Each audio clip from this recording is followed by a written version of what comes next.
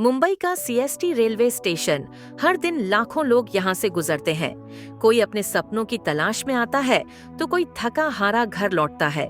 लेकिन इस भीड़ में एक ऐसा शख्स भी था जिसे लोग अक्सर नजरअंदाज कर देते थे। रघु, एक मामूली चाय बेचने वाला।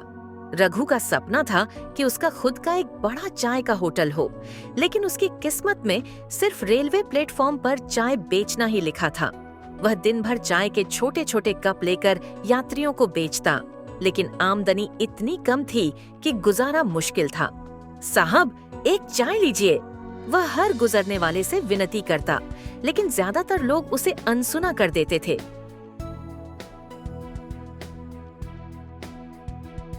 एक शाम जब प्लेटफॉर्म पर हलचल कम थी, रघु ने देखा कि एक बुजुर्ग आदमी प्लेटफॉर्म की बेंच पर बैठा हुआ था।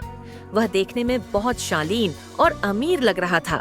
बिल्कुल सफेद कुर्ता, आंखों पर सुनहरे फ्रेम का चश्मा और चाल में गजब का आत्मविश्वास। रघु ने सोचा, यह साहब पैसे वाले लगते हैं, शायद 2 कप चाय खरीद लें। वह उनके पास गया और विनम्रता से कहा, बाबूजी, एक चाय लेंगे? बुजुर्ग व्यक्ति ने रघु को देखा और मुस्कुराकर पूछा, बेटा, हर दिन लोगों को चाय बेचते हो, कभी किसी को कुछ मुफ्त में दिया है? रघु चौंक गया। ये सवाल किसी ने आज तक नहीं पूछा था। बाबूजी, मैं खुद मुश्किल से कमाता हूँ, किसी को मुफ्त में क्या दे सकता हूँ? बुजुर्ग व्यक्ति ने गहरी सांस ली और बोले, अगर तुम्हारे पास देने को कुछ नहीं है तो तुम्हें लेने का भी कोई हक नहीं। इतना कहकर वह उठे और प्लेटफॉर्म से बाहर निकल गए। रघु वहां खड़ा रह गया। यह वाक्य उसके दिमाग में गूंजने लगा। रघु ने पूरी रात इस बारे में सोचा। उसे समझ नहीं आ रहा था कि वह गरीब होकर किसी को क्या दे सकता है। लेकिन फिर उसने सोचा, क्यों ना मैं हर ग्राहक को एक मुस्कान दूं, क्यों ना मैं हर चाय के कप में थोड़ी सी मिठास बढ़ा दूं। अगले दिन से उसने अपनी चाय में कुछ खास डालने का फैसला किया, एक छोटा सा गुड़ का टुकड़ा। अब जब भी कोई उससे चाय खरीदता, वह चाय में हल्की मिठास मिलाकर देता और कहता, साहब, ये खास चाय है, इसमें प्यार भी मिला है। धीरे धीरे लोग उसकी चाय को पसंद करने लगे। वे सिर्फ उसकी चाय पीने के लिए प्लेटफॉर्म पर इंतजार करने लगे।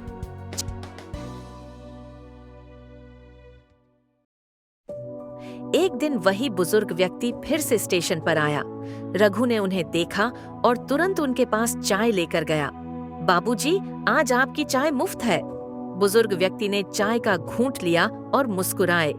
आहा, ये चाय तो पहले से ज्यादा स्वादिष्ट लग रही है, इसमें क्या डाला?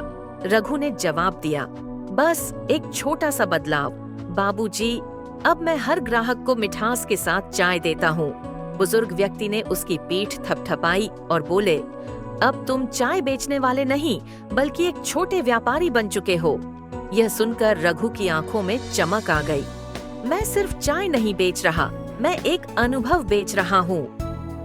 अब उसने यह फार्मूला और बड़े स्तर पर लागू करने की सोची।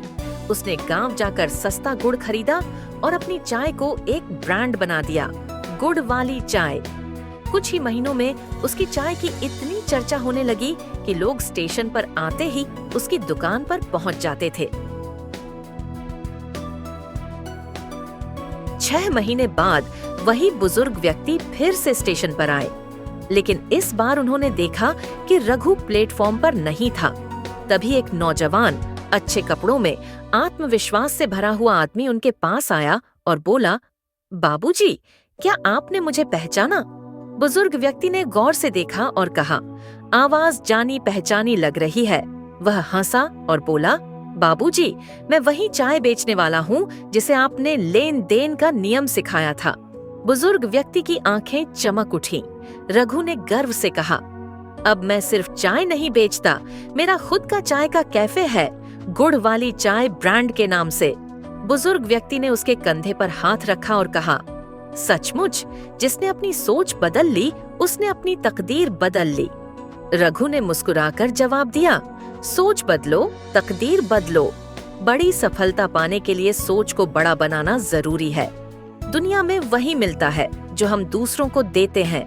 यदि आप अपनी सेवा में कुछ अनोखा जोड़ दें, तो साधारण चीज भी असाधारण बन सकती है। जो लोग खुद को बदलने के लिए तैयार होते हैं, वही सफल होते हैं। सोच बदलो, तकदीर बदलो। On fire.